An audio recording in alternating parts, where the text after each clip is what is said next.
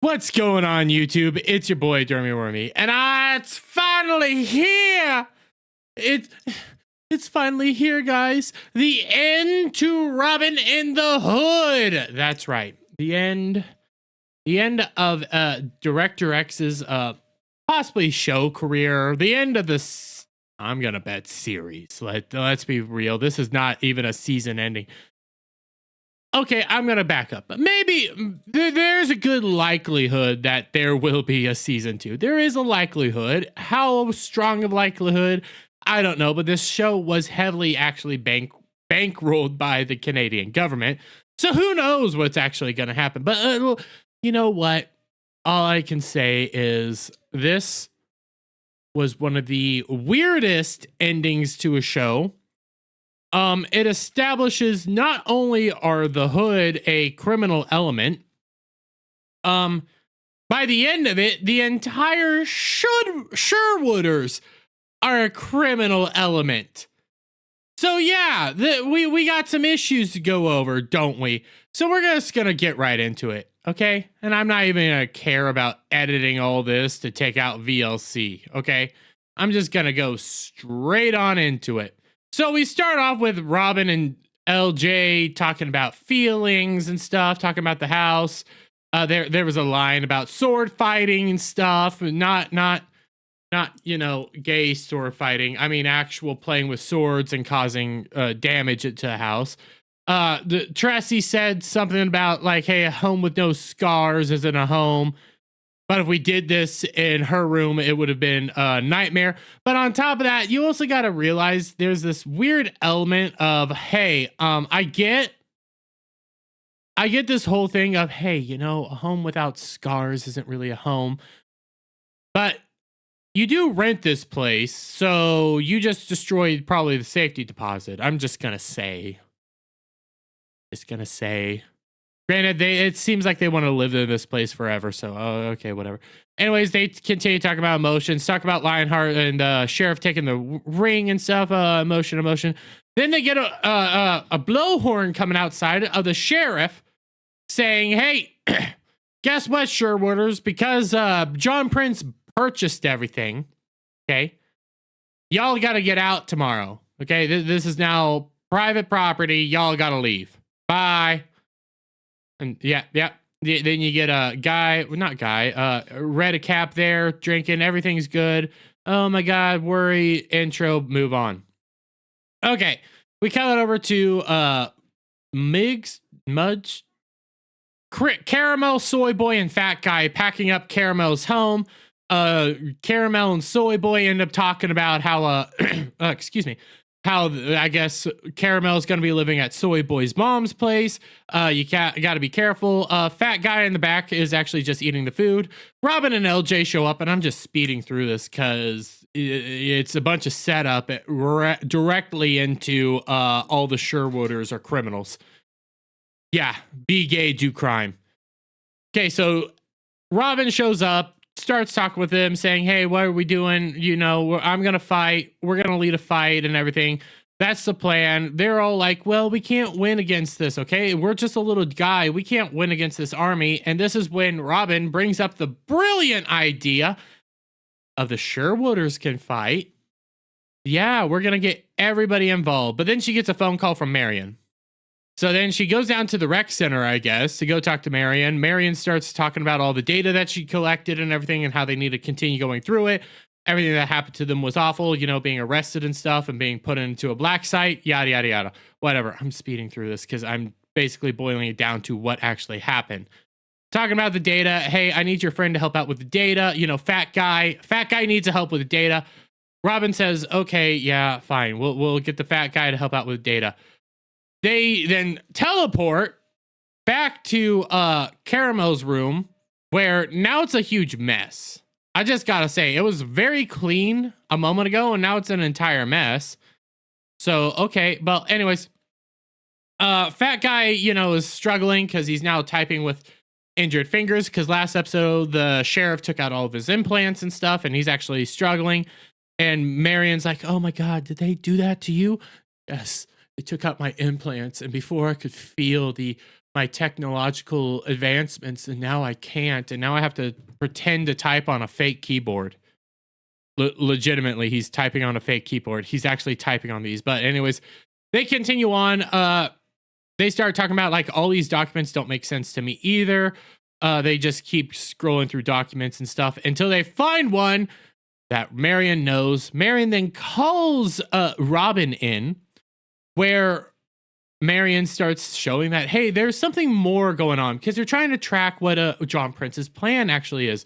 There's something more on, because he's not just purchasing Sherwood. He's purchased up all these random areas that my dad used to take me to as a kid. You know, I used to see this. I used to see this. I know where some of these areas are. I wonder what's going on. Well, anyways, Marion tries to get Robyn to join. Robyn says no. Then, you know, I actually don't remember what happened here. I don't care. But the next scene happens. Is basically the Hood trying to ingratiate themselves with Tressie. Yeah. So Tressie opens her door because she's trying to lead everybody to help, you know, get out and stuff and how to fight back. She, you know, I want to get that face. I'm going to have to fight to get that face back. God damn, I need to get that face. Okay, never mind. I'll try to get it later. She ends up seeing the Hood sitting in her living room. Yay! And they say, hey, Tressie Loxley, we need your help and everything. And she starts chewing him out, saying, you've done enough, you know, because of you, we're in this mess. So you better just pack up and leave like everybody else. Okay? It's over. No longer fighting. And then, I don't remember what gets said, but Robyn stands up and says, we're going to keep fighting back, Mom. And that's when it's revealed. Oh my God, Tressie learns that it's been Robyn the whole time and all of her friends. Yay. Who cares? And now Tressie is now like not really interrogating Robyn, because one of the weird things throughout the series, and I got to say with this episode, it gets really weird because she just like forgives Robyn for literally everything. Putting him through literally all the garbage they've been through is the Hood's fault. Just got to be honest here. It is all the Hood's fault. So she starts saying, listen, you know, you punished us. Okay, this is all your fault. And Robyn's like, I've been fighting for you, okay? I've been fighting. I've been trying to get back, get everything back that they took from us, because it's the rich people's fault. I shit you not. They start blaming everything on rich people. We're trying to take back from the rich, okay, and give to us. It's not. No.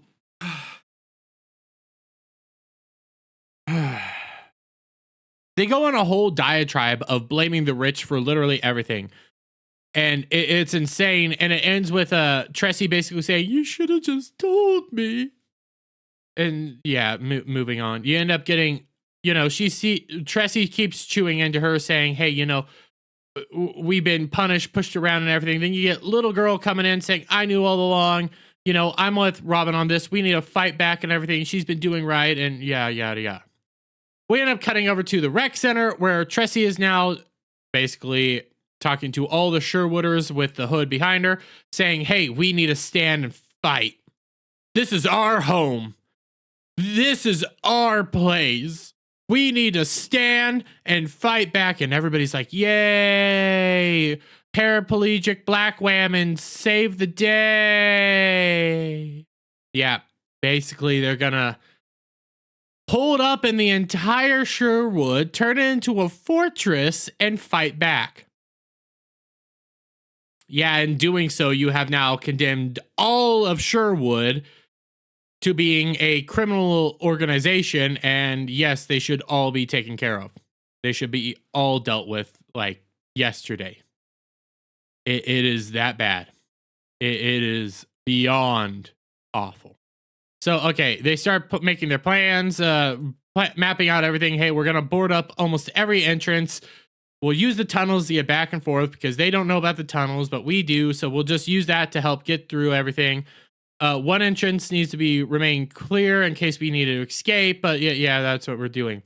They then show them literally boarding up every household. And this is a weird scene. This is more of a pet peeve of mine. they have this random guy putting up a camera and then waving at it. Okay. That should be to let fat guy know that, hey, he can see. You would then think, hey, they have some sort of like radio system so he can say, yeah, clear. No, he just waves back. I shit you not. Fat ass just waves back. Can I get that? Yeah. How can guy putting up the camera see that? Legitimately, how? Okay, anyways, moving on. Robyn walks past what is actually the mechanic guy who's been here that Carmel lady works with, and they go like, is that? Yes, it's homemade pepper spray. And mechanic guy says, just like my mom used to make. So apparently they're really into, you know, all this crime shit. My God, this is not going to be good. Okay, so as time moves on, they're like, "Oh yay, we're preparing." Then little sister brings in a bunch of kids, and Robyn goes like, "What is all this?" And little sister, and my God, is this? This is a face of somebody you need to run the hell away from. I'm just going to be clear. You need to run the other way from. Okay, but she says, listen, we're here to fight too. They all did stuff to us. You end up having Puffball speak up, and I don't know her name. She now has lines for some reason as an actual person that has no name, by the way. Anyways, Puffball ends up speaking up, saying, yeah, after what they did to us, we need to fight back. We need to take it to them. We have a mob of angry teenagers ready to fight. Anyways, little sister and Robyn go into another room where little sister ends up like saying, hey, we want to fight. We want to join you. Robyn's like, hey, this isn't a game. This is real life. You could get in danger and stuff. And little sister's like, well, they're going to fight whether you want us to or not. And Robyn, instead of like trying to push back, ends up saying, fine, you can join us. And they end it with a dumb little joke where little sister says, can we be called the Hoodies? No. What? No. What? We had a serious moment, then you end it with a dumb MCU style joke. Can we be called the Hoodies? No, screw off. You guys shouldn't be fighting at all. Honestly, legitimately, none of you guys should be fighting. You are now putting children in the line of danger. You're fighting cops. She's 16 years old and you're fighting cops. These people have boom boom sticks. My God. Anyways, okay, so then Carmel lady comes in, as we saw, Carmel lady comes to get Robyn because she has something she wants to show her. They go up to her room, and Robyn, because remember last week, Robyn's ancient bow got destroyed or whatever, and it's not like magical bow. I mean, like it's from like medieval time style bow, which now that I'm thinking about it, how the hell was that thing still actually able to be used over all this time? But anyways, okay, so Midge introduces her with a new, basically random piece of equipment that she unfolds and is now a bow. Yay! She has a compacting bow that I don't know how this is actually going to work. Bit of a backstory on me. I'm a bit of a hunter here and there, and I need to move over here so you can see my face. I'm a bit of a hunter. I like going hunting and stuff. I'm more like to use boom boom sticks versus bow and arrow. But I've shot a bow and arrow before. Yeah, these need to be slightly flexible, but not too flexible. And you can't just unfurl a bow randomly and then string it up in the matter of a few seconds. That actually takes, if you're untrained, you take a few seconds now that I'm thinking about it, but not as fast as them. Like you can't just unfurl this and immediately have your string there. It actually takes a little bit of time, but they just unfurl it and have a perfectly good bow that is extremely flimsy. I can't show it here, but this thing is like extremely flimsy, more flimsy than your average everyday bow. So they're like, yay, we got to do this. And here's a new projection system with brand new arrows that we're going to have fun with the cops. I'm just going to spoil it now. She's not just Robin Hood, she's Green Arrow. Yeah, they just Green Arrow fight her. So, okay. We end up having Tressie just sitting randomly alone in her room, looking at all the pictures of her kids and everything like that. praying because she has, I guess, some religious cross around her neck. She's like, oh my God, please, please help us, help us, help us, oh Lord, in this wonderful time. Please guide us and make sure we stay safe. And then a black hand comes down with a ring on it, and you realize, oh my God, it's King George Lionheart Floyd. Oh my Lord. George Lionheart Floyd, Jesus King George Lionheart Floyd is here. He's gonna help protect us and let us know that everything's gonna be okay. You got this. Yeah, he has literally no speaking parts. He just appears. She lovingly touches his hand, and then door opens up, and it's Fat Guy in the room, and Tressie and Fat Guy introduce each other, and they have an entire plan where Tressie's going to be streaming. When the attack begins, Tressie's going to be streaming an entire message to all the world.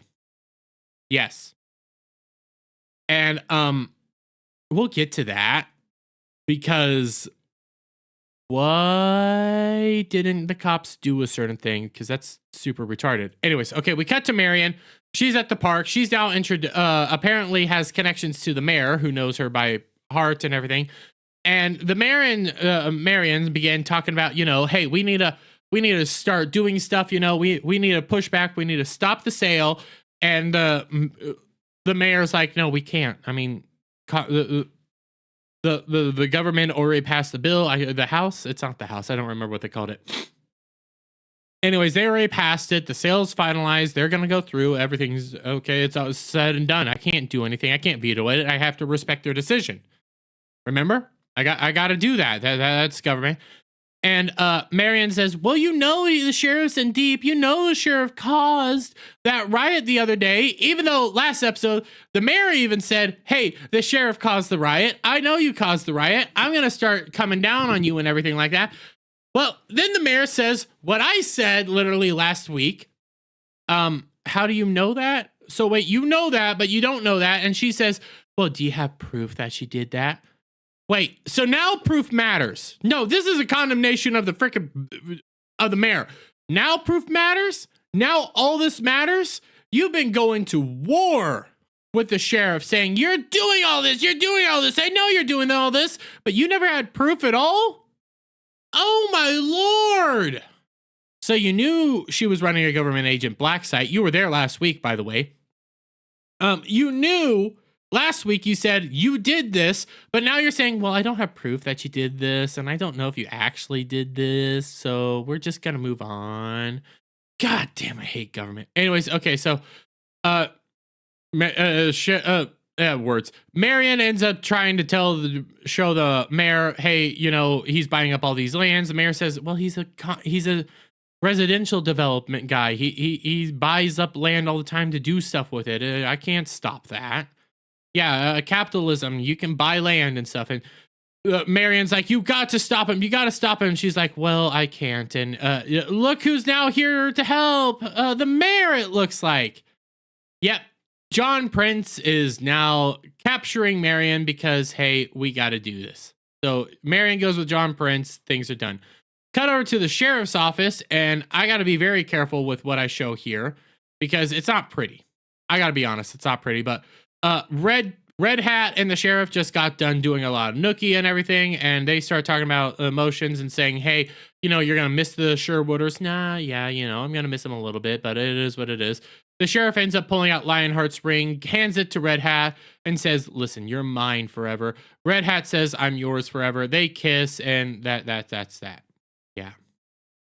And I got to be honest, sheriff is not that attractive. Clothless. Like, she has a muffin top. It's not that pretty. Legitimately. I got a wide look at that. Nice tits, though. I'll be honest. Nice tits. But anyways, okay, we cut to Marion and John Prince talking about stuff, and Marion's like, hey, I'm gonna solve all the stuff. John Prince is like, no, you're not. I got you, and I've won. We end up cutting back to the rec center where Little John is setting up a first aid station.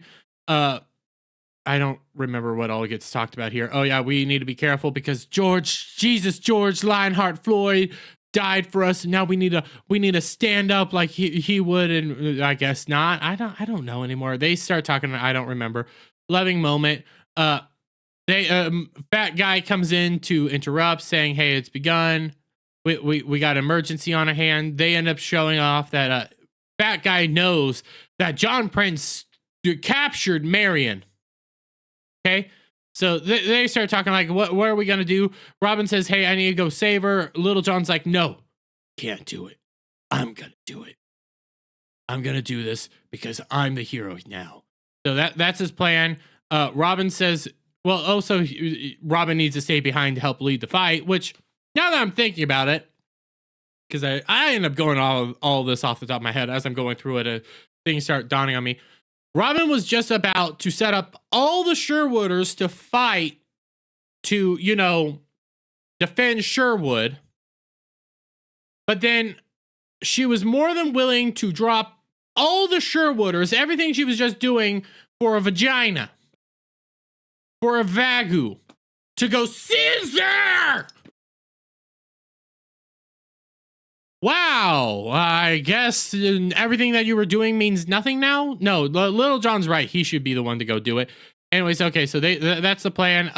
Little John's also going to go take the bike from episode 3 that the Carmel lady fixed up and belonged to Mechanic Guy. Anyways, okay, that's the plan. Sheriff is now all outside, has an entire army there. Red Cat comes up and says, "Hey, let me go in first." And Sheriff says, "No, I want you on the back end because if...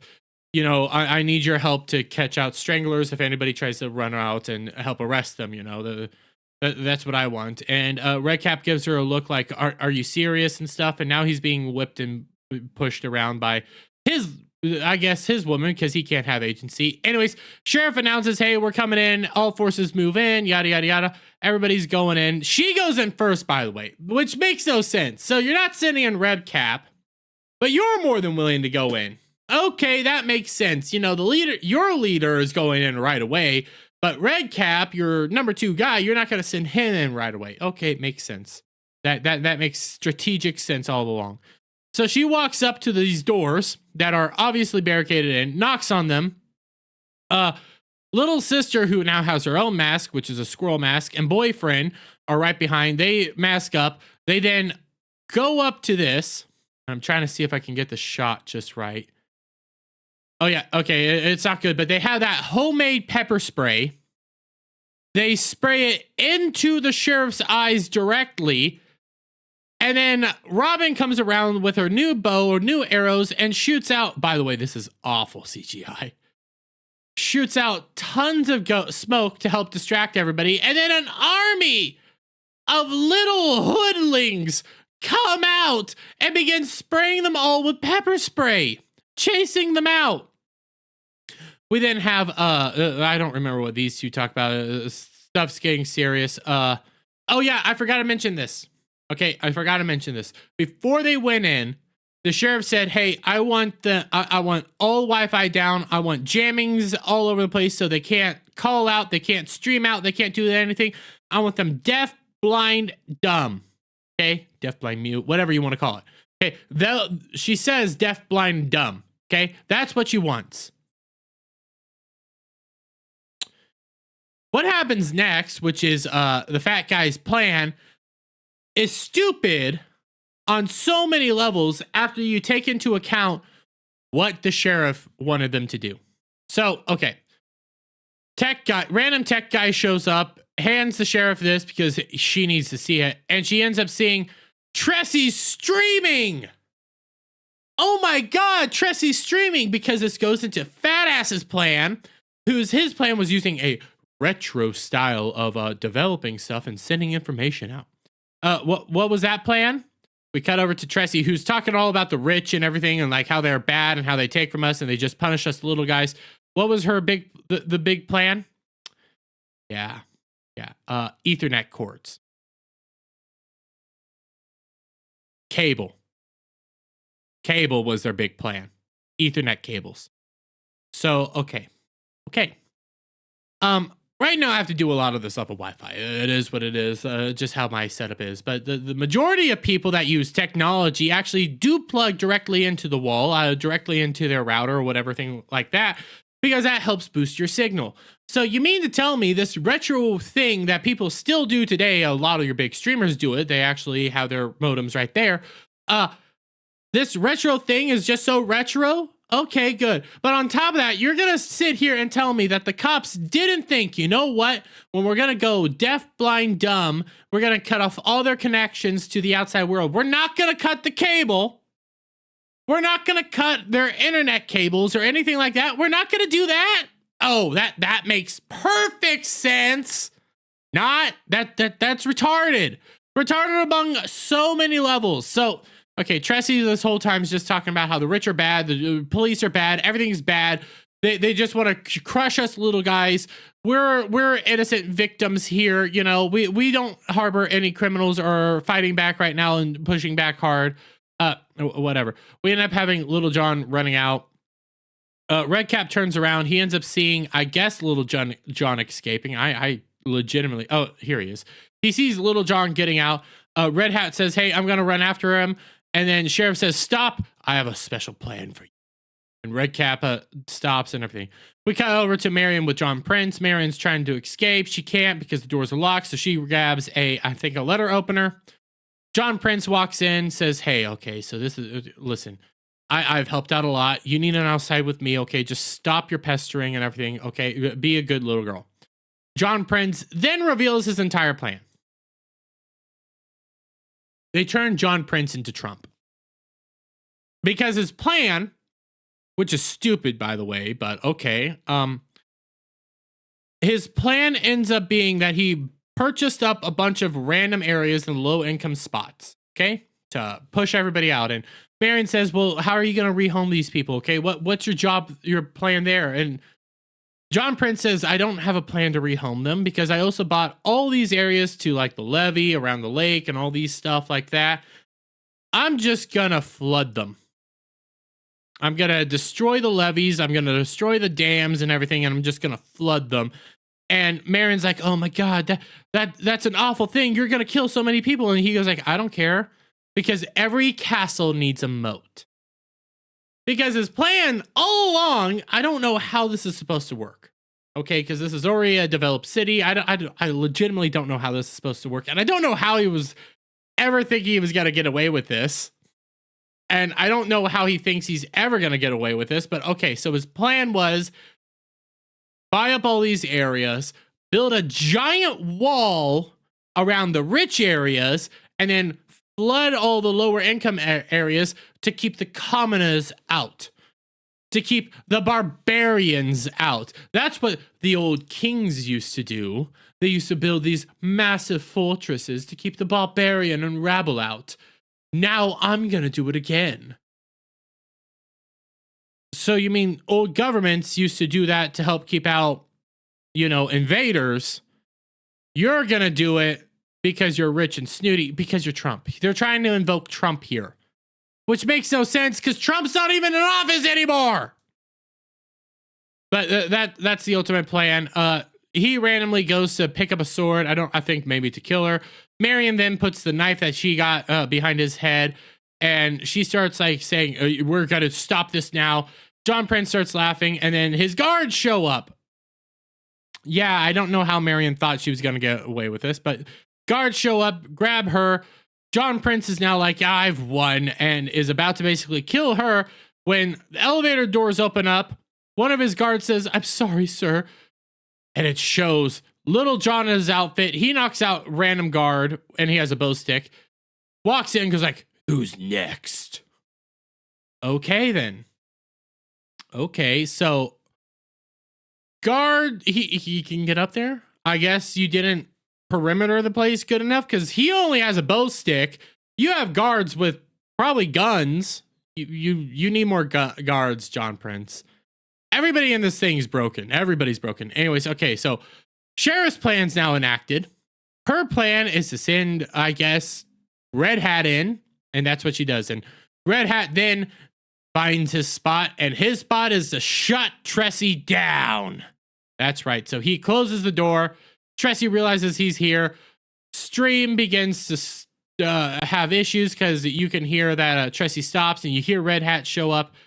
And Sheriff's like, yes. We then cut back to Little John beating down two of the guards.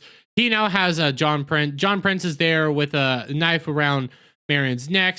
Little John, I don't know exactly what gets told. John Prince frees Marion, mainly because he's already won. He doesn't really care. Marion then grabs a knife, prepares to kill John Prince, and Little John goes like, no, we can't do this. We can't be like then. I just need to take you. And that's exactly what happens. They leave. We cut back to Robyn. Little sister tells Robyn, hey, there's something wrong with the stream. You need to go see it.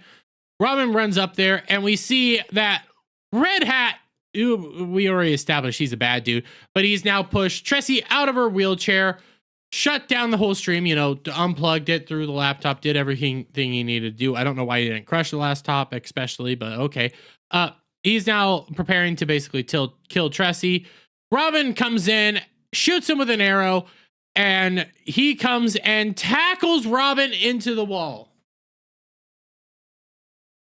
Plot armor up the wazoo. I don't normally have a problem with plot armor.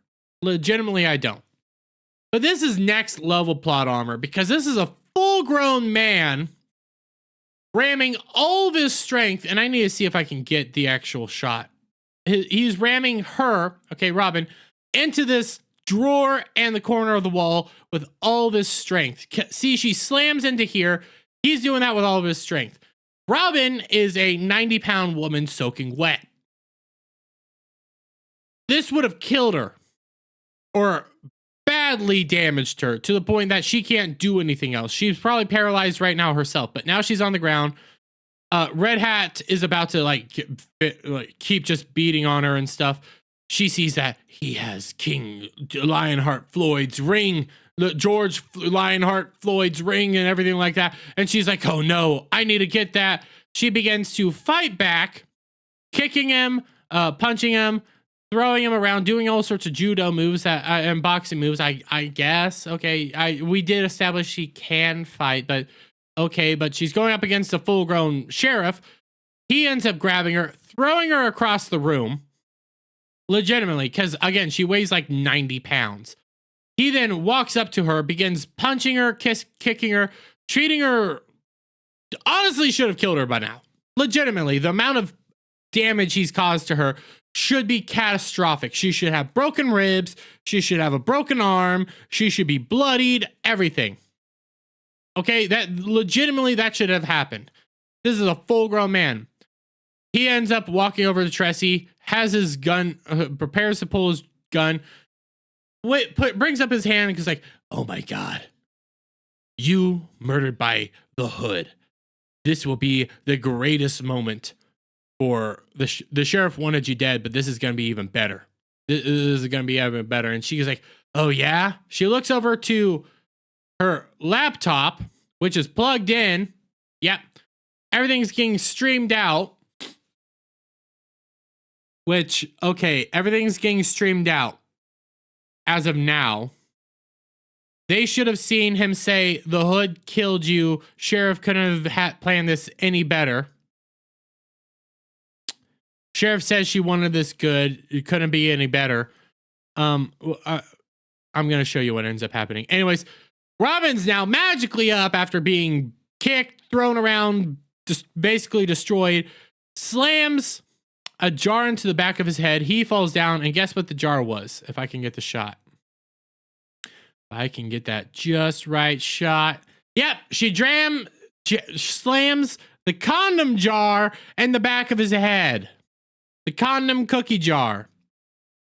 So he's knocked out. Everything's good. They won. Yay.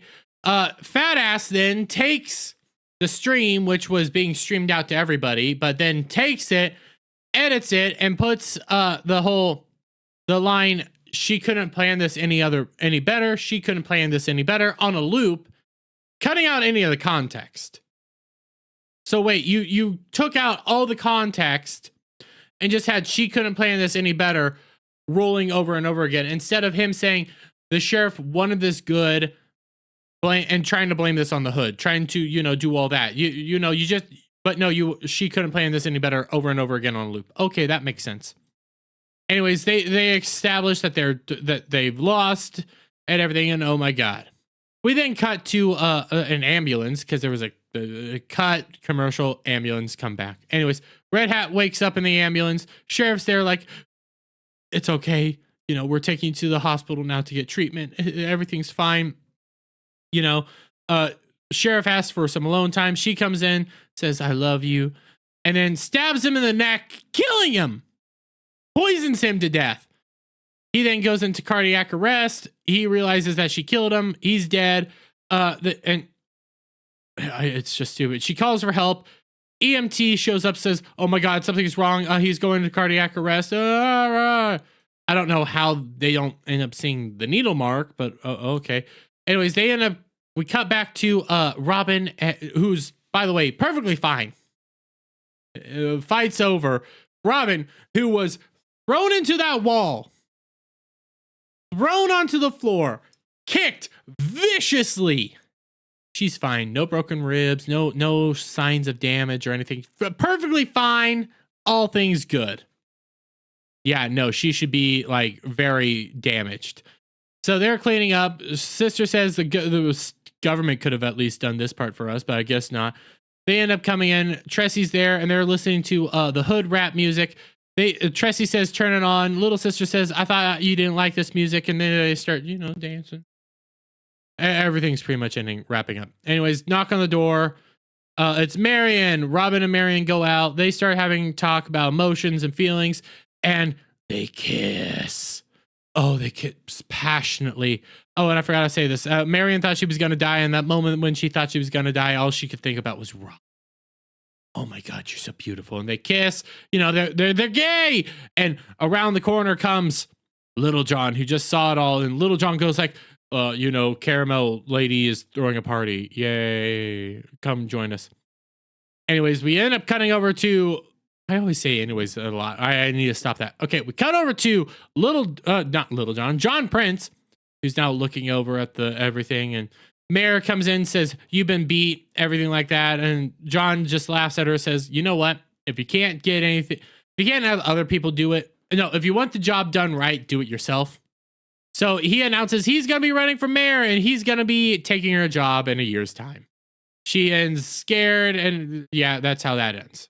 So they're setting up if there is a season 2. If there is a season 2, I don't think it's going to happen. Possibility, but I really don't think it's going to happen because it was so bad. But so, okay.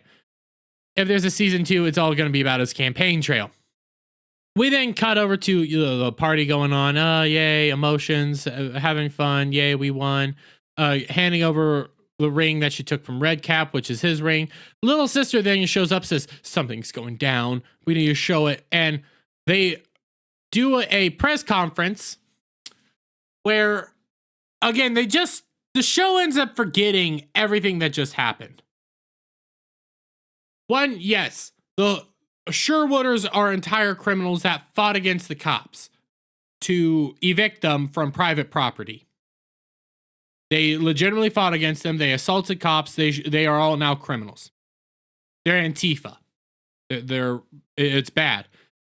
You then have a stream go out where you see Red Cap basically announcing to the world that he's going to kill Tressy and that it was all the sheriff's plan. Okay? That happened. You now get this, where the sheriff shows up, says, hey, Red Cap died because of the injuries sustained at Sherwood, and as of now, all the Sherwooders are criminals, and the Hood is a violent, murderous gang, and I will be bringing them to justice. And then the episode ends. Problem with that is quite literally what just happened a little bit ago. You had the whole stream go out where you established that the sheriff were bad people, but now you're forgetting that happened, and everybody in the world is just going to accept that, yes, the Sherwooders and the Hood are bad people, even though we just had a stream go out where we said that we were going to frame everything on the Hood. That makes sense. That makes perfect sense. The internet says one thing, we're saying another thing. Yay. It's stupid. It's all stupid. I don't think this is ever getting a season 2. If it is possible, I don't legitimately think it is. But if there is a season 2, guys, I'm going to review it as well. And Director X, you lied to everybody. You thought that this was a good show. You didn't know anything. You just wanted to put out your own bullshit. You wanted to put out your own narrative. You wanted to say everything's corrupt except for the little guy. You didn't know Robin Hood. You took out all sorts of context and you made a garbage show. And I laughed at it, and now I'm just bored with it. But if there's a season 2, I'm willing to bet there's going to be more funny moments. And CoCo might come back. But on that note, guys, please let me get your guys' thoughts on all this down in the comments below. If you like this video, give it a thumbs up. Share it out, friends. Hit that subscribe button. Hit that notification bell for every time I go live. And check out coffeebrandcoffee.com. What's going on, guys? Listen, it's Christmas season coming up. And you know what makes great gifts? That's right, Coffee Brand Coffee. Coffee Brand Coffee makes wonderful gifts. And guess what? They don't just have great coffees, teas, and cocos. They also got gear. They got K-Cups. And also, they got wonderful gift boxes. Gift boxes that include all sorts of wonderful, great goodies. You got chocolate-covered coffee beans, raspberry yogurt pretzel twists, sea salt milk chocolates, caramel. You got chocolate-covered coffee beans, peppermint hot cocoa, spicy and sweet treat mixes, kettle corn pop, premium vacuum travel tumblers, and all sorts of wonderful great stuff that you can get at Coffee Brand Coffee. And these make great Christmas gifts. So guys, please check out coffeebrandcoffee.com and use promo code BACKTACO at checkout to get 10% off your purchase. That's coffeebrandcoffee.com, promo code BACKTACO.